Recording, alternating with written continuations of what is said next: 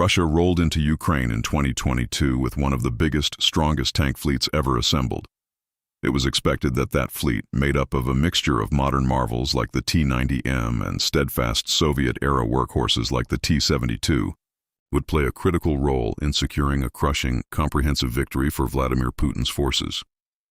But that hasn't happened. Through a mixture of Russia's incompetent tactics and embarrassing intelligence failures, combined with Ukraine's valiant defensive efforts, the Russian army has suffered truly historic, unprecedented tank losses and remains unable to make the most of its armor advantage. It wasn't supposed to work out this way. Russia has long been famous for its tanks, dating back to the days of the Soviet Union.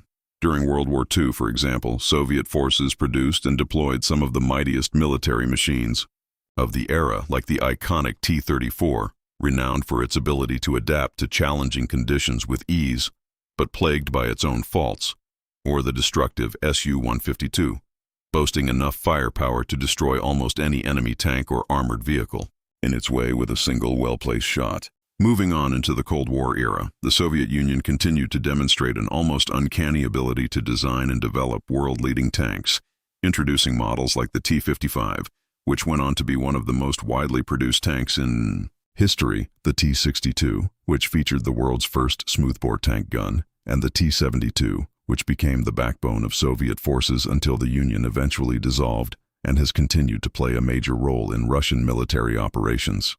To this day, while Russia's latest tanks are still yet to be truly put to the test, there's no doubt that the country has a rich reputation of producing tanks that are incredibly strong, versatile, and difficult to defeat. And when the full-scale invasion of Ukraine began at the beginning of 2022, many military analysts pointed to Russia's enormous stockpiles of both modern and Soviet-era tanks as one of the Kremlin's biggest advantages. Ukraine, too, had some older Soviet tanks stored away for a rainy day, but it couldn't contend with the sheer quantity of tanks at its opponent's disposal. While exact numbers are difficult to ascertain, numerous organizations reported that Russia had close to 3,000 operational main battle tanks, MBTs, at the beginning of the war, with thousands more stored away in military warehouses and other facilities across the country, ready to roll out onto the battlefield should they be needed.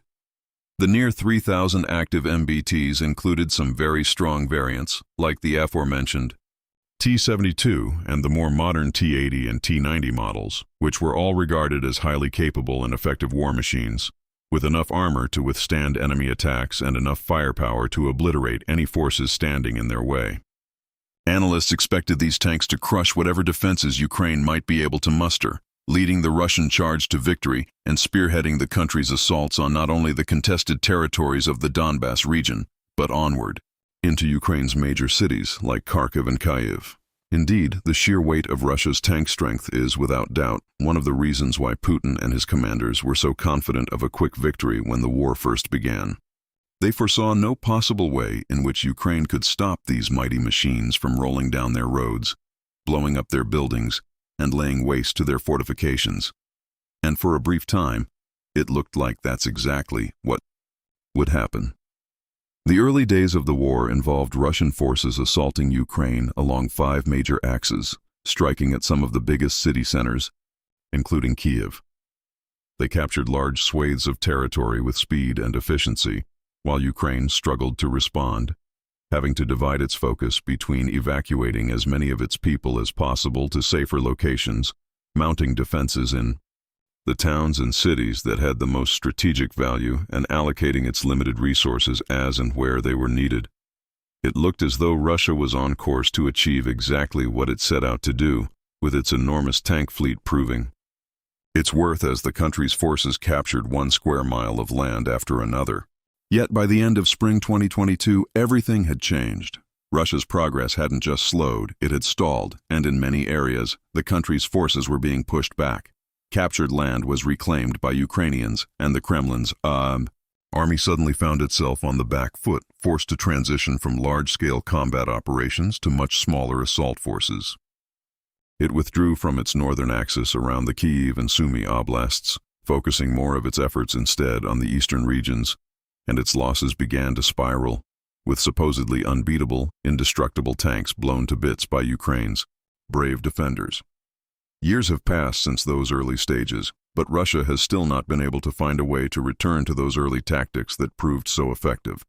It continues to rely on small-scale infantry forces, largely without much or any armor backing them up, in a bid to take ground and achieve objectives, rather than rushing in and overwhelming its opponents with vast armored divisions and destructive, dominant tank formations.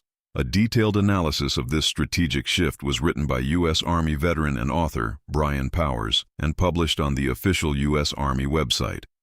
In his analysis, Powers cites many factors leading to Russia's transition to smaller, predominantly dismounted infantry offensive actions, including the rapid rise of unmanned aerial systems across the battlefields of Ukraine, which changed the state of play completely and caused both sides to rethink their tactics.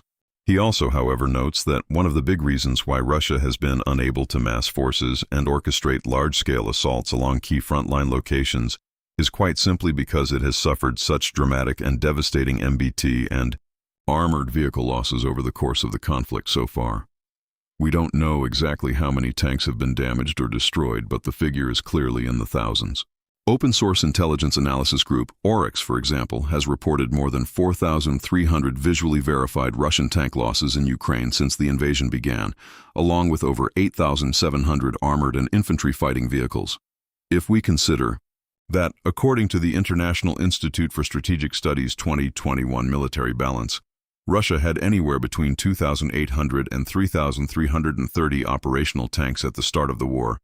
That means it has lost up to 143% of its entire operational task force.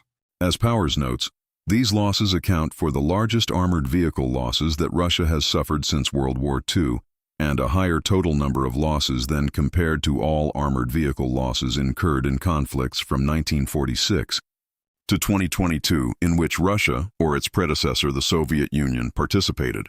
That is a remarkably damning statistic, and it's backed up by hard data. In the Soviet-Afghanistan War, for example, which began in 1979 and extended throughout the 1980s, the Soviet Union lost an estimated 147 MBTs. It lost a mere 6 in the Russia-Moldova War of 1992, 192 more in the First Chechen War, 23 in the Second Chechen War, 4 in the Russo-Georgia War, and an estimated 100 more in the Donbass War, giving a combined tally of around 665 total tanks lost between the end of World War II and the start of the Ukraine invasion. That's a mere fraction of the losses seen since 2022, and some sources suggest that Russia has lost even more tanks. The General Staff of the Armed Forces of Ukraine, for example, claims that Ukraine has in fact destroyed or captured close to 10,000 tanks and over 20,000 armored fighting vehicles. These figures may be exaggerated to a certain extent, but numerous independent open-source intelligence groups, organizations, and analysts all agree that Russia has seen thousands of its tanks taken out of action by Ukraine's drones, mines, missiles, and other anti-tank weapons. And with the war still raging on and no clear end in sight, we're beginning to reach the point where Russia is almost running on empty as far as tanks are concerned. Recent open-source intelligence reports have found that the country has less than 3,000 tanks in storage at this time, and over half of them are believed to be in poor condition. Less than a quarter can be classed as usable in modern battlefield conditions, and the vast majority are antiquated, outdated models, with less than 100 of the relatively modern T-80 MBTs. This shows just how heavily Russia has been forced to rely on its stored Soviet-era tanks. Its forces have been seen on numerous occasions dragging rusty old relics out of dusty storage facilities to replace those that have been destroyed, sometimes deploying tanks that are 50, 60, or even 70-plus years old, like T-54s and T-55s, which originally entered service way back in the late 1940s. Experts have long debated how and why this has happened, and the fact of the matter is that there's not one single reason behind Russia's dramatic tank losses. Instead, it's a whole multitude of factors that have all come together in a chaotic cocktail, decimating the Kremlin's armored fleet and leaving Russian troops running into battle with minimal armor to back them up. Russia's overconfidence and arrogant tactics at the start of the war, for example, are partly to blame for the country's subsequent losses. Back when the war began, many in Moscow believed that Ukraine would simply roll over, that there would be minimal resistance to overcome, that many Ukrainian people would wave, cheer, and welcome Russia's liberators into their lands with open arms. Fed false intelligence by its Federal Security Service, FSB, Russia's leadership went into the war feeling absolutely sure that it would all be over in a matter of days. As a result, they didn't take the necessary time to plan out their invasion with the level of precision and strategic intelligence it deserved. They thought that their larger, stronger force would simply be enough to break down any opposition, and that the flag of Russia would rise above the streets of Kyiv in a matter of weeks, if not days. This, in part, led to a lot of tanks being taken out in the early stages, because rather than entering dangerous areas in strict, structured formations, with plenty of infantry troops to escort them and fend off possible flanking attempts or surprise strikes, Russia's tanks were often dispatched in random, illogical ways with minimal tactical oversight. This resulted in many being cornered and